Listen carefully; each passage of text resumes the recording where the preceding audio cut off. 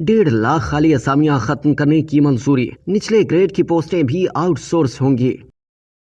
वफाकी काबीना ने हुकूमत में तकरीबन 1.5 लाख असामियां खत्म करने की मंजूरी दी है और साथ ही आर्मी एक्ट में तरमीम के जरिए हुकूमत के राइट साइजिंग के इक़दामात से मुतासिरा मुलाजमीन को मालियाती पैकेज देने की इजाजत दी है। अंसार अब्बासी की रिपोर्ट के मुताबिक काबीना डिवीजन के एक सीनियर तर्जुमान ने तस्दीक की कि वज़ीर आज़म की मंजूर करदा राइट साइजिंग कमेटी की तजवीज़ काबीना ने भी मंजूर कर ली है। काबीना के फैसले के मुताबिक 60% खाली असामियां जो हुकूमत के अंदाजे के मुताबिक तकरीबन 1.5 लाख है, उनको खत्म कर दिया जाएगा या उन्हें खत्म होने वाली असामियां यानी डाइंग पोस्ट करार दे दिया जाएगा। पेंशन बिल को कम करने में मदद के लिए काबीना ने सफाई, प्लम्बरिंग, बागबानी वगैरह समेत उमूमी यानी नॉन कोर कामकाज से मुतालिक तमाम असामियां आउटसोर्स करने का भी फैसला किया है। पेंशन के अखराजात कम करने के अलावा हुकूमत को तवक्को है कि इस इक़दाम से वफाकी हुकूमत में एक ता 16 ग्रेड के मुलाजमीन की तादाद में जबरदस्त कमी आएगी। वफाकी काबीना ने वजारतों डिवीजनों में हंगामी जरूरत की बुनियाद पर तश्कील दी गई कंटिजेंसी बेस्ड असामियों के खात्मे की तजवीज़ की भी मंजूरी दे दी है।